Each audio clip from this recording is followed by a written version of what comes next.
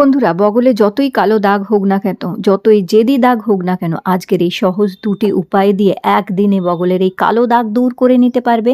গোপন অঙ্গের কিংবা আন্ডার আর্মস, হাঁটু, কনুইয়ের দাগ একদিনে দূর হয়ে যাবে আজকের এই দুর্দান্ত উপায়টা দিয়ে। এটা শুধু একদিন লাগিয়ে দেখবে, এরকমই পরিষ্কার ঝকঝকে সুন্দর ফর্সা হয়ে যাবে। প্রথম স্টেপে তোমাদের কি করতে হবে? প্রথম স্টেপে তোমাদের নিতে হবে বেসন। হ্যাঁ বন্ধুরা, সপ্তাহে একদিন করে বগল, হাঁটু, কনুই, গলা, ঘাড়ের কালো দাগ দূর করে নিতে পারো। তো ১ চামচ বেসনের মধ্যে 1/2 চামচ হলুদ মেশাবে, ১ চামচ নারকোল তেল মেশাবে।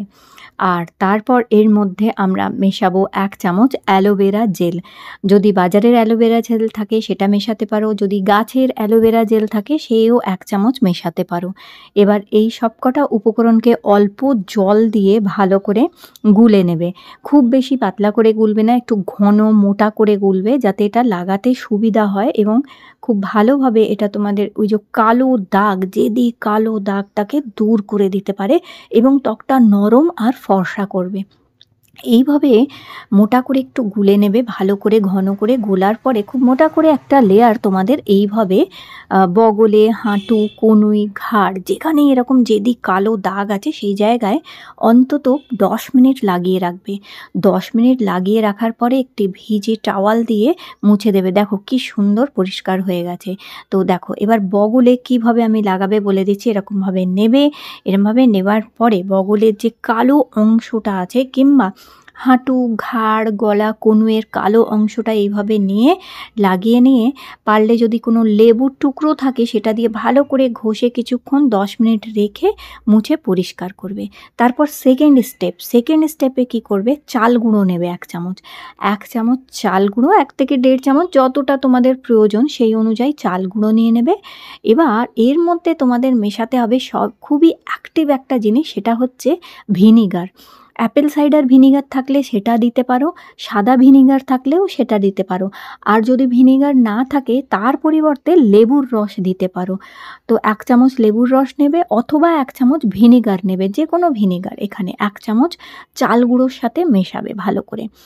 অল্প অল্প করে এবার জল দেবে, অল্প অল্প করে এর মধ্যে একটু জল দেবে, দিয়ে এটাকে খুব ভালো করে মেশাবে। তবে আবার বলছি, খেয়াল রাখবে খুব পাতলা না হয়, বেশ ঘন একটা ঘন ক্রিমের মতন তোমাদের গুলতে হবে। তাই অল্প জল দিয়ে একটুখানি এটাকে এরকমভাবে আগে গুলে নেবে।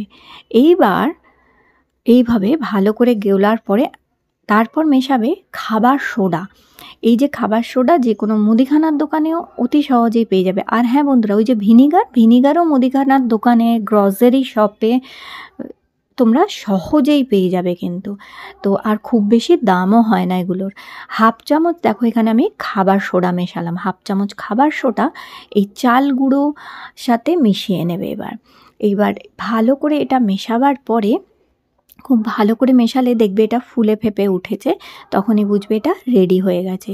তো এই চাল গুঁড়োর সাথে আমরা ভিনিগার মেশালাম, খাবার সোডা মেশালাম, খুব ভালো করে এটাকে মিক্স করে নেবে। এইভাবে মিক্স করে নেওয়ার পরে হাতে করে নেবে। এইভাবে হাতে করে নেওয়ার পরে ঘাড়ে, গলায়, বগলে, কনুই যেখানেই কালো জেদি দাগ হয়ে আছে, ফার্স্ট স্টেপটা করার পরে সেকেন্ড স্টেপে তোমাদের এটা লাগাতে হবে। সেকেন্ড স্টেপেও তোমরা ঠিক এইভাবে এটাকে যেটা হচ্ছে সেই কালো অংশে লাগিয়ে ১০-১৫ মিনিট রেখে দেবে। যতটা একটু বেশি পরিমাণ রাখতে পারবে তত বেশি ভালোভাবে এটি দাগ দূর করবে। ১০-১৫ মিনিট রাখার পর কিছুক্ষণ হাত দিয়ে এইভাবে স্ক্রাব করবে, যাতে ওই কালো জেদি দাগটা উঠে যায়। এইভাবে ভালো করে স্ক্রাব করে নেবার পরে তারপরে তোমাদের এটা ভিজে কাপড় দিয়ে তুলে মুছে ফেলতে হবে। এইভাবে মুছে নেবার পর, ভালো করে মুছে নেবার পর তারপরে স্নান করে নেবে। এটা স্নানের আগে করবে, ভালো করে স্নান করে নেবে। আর হ্যাঁ, স্নান করার সময় সাবানটা সেদিন ব্যবহার করবে না, যেদিনে এই রেমেডিগুলো লাগাবে। তো এইভাবে দেখো বগলেও তোমরা এইভাবে লাগাবে, হাত দিয়ে ভালো করে একটু স্ক্রাব করবে। এইভাবে করার পর ১০-১৫ মিনিট এটা তোমাদের রাখতে হবে। আর যদি এইরকমভাবে রাখার পরে তারপর জল দিয়ে ধুয়ে হালকা করে একটু ময়শ্চারাইজার লাগিয়ে নেবে। তো দেখো কিছুক্ষণ লাগিয়ে রাখতে হবে, এটাকে কিছুক্ষণ লাগিয়ে রেখে তারপরে এটাকে জল দিয়ে ধুয়ে নেবে, স্নান করে নেবে, নিয়ে ভালো করে হালকা করে ময়েশ্চারাইজার লাগিয়ে নেবে। সপ্তাহে ১ দিন অথবা ২ দিন করে এটা করে দেখো, তোমাদের ঘাড়, গলা, বগল কোনই পরিষ্কার হয়ে যাবে। তো আজকের ভিডিওটি ভালো লেগে থাকলে লাইক দিও আর চ্যানেল সাবস্ক্রাইব করে রেখো।